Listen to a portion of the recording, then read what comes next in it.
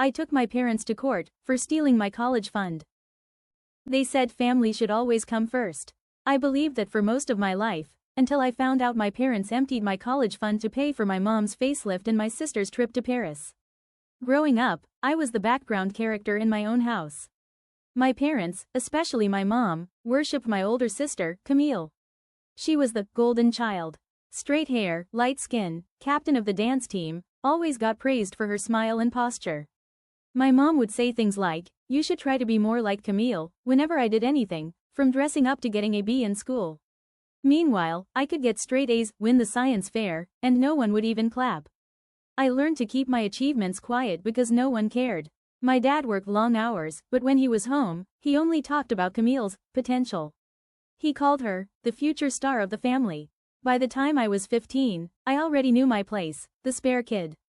The invisible one. The only thing that kept me sane was the promise of college. My aunt, Dad's sister, helped set up a college fund for me when I was little. She said it was untouchable. It had my name on it, a special account she'd contribute to every year. I remember her telling me, "No matter what happens, this money is for your future."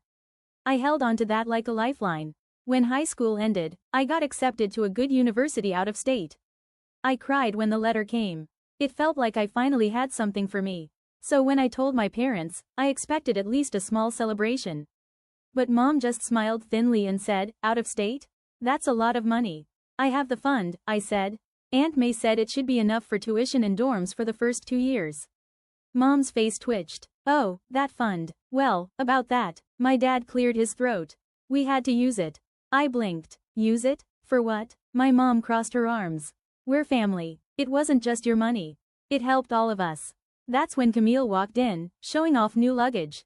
"Oh, are you telling her about Paris?" she said, laughing. "Thanks again, Mom and Dad. I can't believe I'm actually going." I looked at her, then back at my parents. "You used my college money for her vacation? It wasn't just for her." Mom snapped. "I had surgery last month. You know how insecure I've been about my face since forever." I felt like the room tilted. "You used my future for a facelift and a vacation?" My dad slammed his hand on the table. "Don't talk to your mother like that. We'll figure something out later." "There is nothing to figure out," I shouted. "That money wasn't yours to take." Camille rolled her eyes. "You're being so dramatic. It's not like you earned it." I stormed out, shaking. A week later, I called Aunt May. When I told her what happened, she went dead silent. Then she said, "That account was supposed to be locked. They shouldn't have been able to touch it." She looked into it, and confirmed it. My parents had withdrawn everything. Apparently, Dad was a co-signer. They closed the account and used it for family expenses. I cried so hard that night I couldn't breathe. But Aunt May wasn't one to let things slide. "You can sue them," she said. "That was fraud." I hesitated. "They're my parents. And you're their child," she said sharply. "And they stole from you." The lawsuit split the family in two. Half of my relatives sided with me, Aunt May, a few cousins, even my grandmother. The rest said I was disrespectful for dragging family into court. Camille made a post on Facebook saying, "Imagine suing your own parents because you're jealous of your sister's success." I turned off my phone for days. When we had the first court hearing, my parents walked in holding hands, dressed neatly, acting like victims. Their lawyer argued that the money was joint family savings, since my dad was a co-signer. Our side argued that it was an educational trust set up for me only, and my dad's name was there for technical reasons. Mom wouldn't look at me.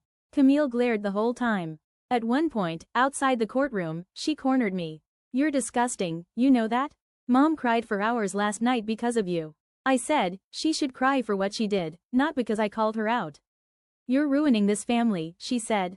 "No," I told her, "you and our parents already did that. I'm just cleaning up the mess." The case dragged on for months.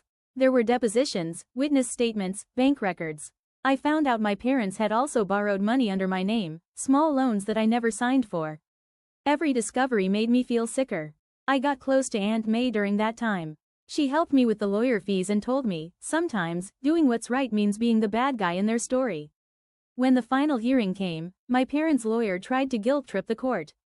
He said I was emotionally immature and manipulated by bitter relatives. My lawyer, a calm woman named Rivera, simply showed the bank records and the fund setup documents. Then she said, this was theft, not a misunderstanding. When the judge ruled in my favor, I almost didn't process it. My parents were ordered to repay the amount within a year plus damages. Aunt May squeezed my hand and whispered, "You did it, kid." But it didn't feel like victory. When the ruling came out, Camille posted another rant online about me being ungrateful. Half the family stopped talking to me. Mom sent me long messages about how I humiliated them. Dad wrote one line, "You'll regret this someday." I moved out, worked 2 jobs, and started college a year late. It was hard, but it was mine. Every time I walked across campus, I felt both proud and heavy. Proud because I got there without them. Heavy because I still wished I had a family that cared. One night, a few years later, I got a call from an unknown number. It was Camille. "Hey," she said, her voice hesitant. "Mom and Dad want to talk. They've changed. They want to fix things." I stayed quiet for a moment. Then I said, "I'm glad they want to change. But I don't think I can go back." She sounded offended. "So that's it? You're just cutting them off forever?" "I'm not cutting anyone off," I said. "I just don't have anything left to rebuild." She sighed. "You've always been so dramatic." And that was the last time I talked to her. Years later, Aunt May came to visit. We had dinner, and she told me my parents had been asking about me again. "They said they regret everything," she said. I stirred my coffee and said, "I'm sure they do. But regret doesn't undo what they did." She nodded. "You don't owe them forgiveness, you know." "I know," I said quietly. "But sometimes I wish I could forget. That would be easier than forgiving. If you asked me now whether I'd do it again, I'd say yes. Because sometimes, the only way to stand up for yourself is to stand against the people who raised you. They taught me that family should always come first. I just never realized they didn't mean me.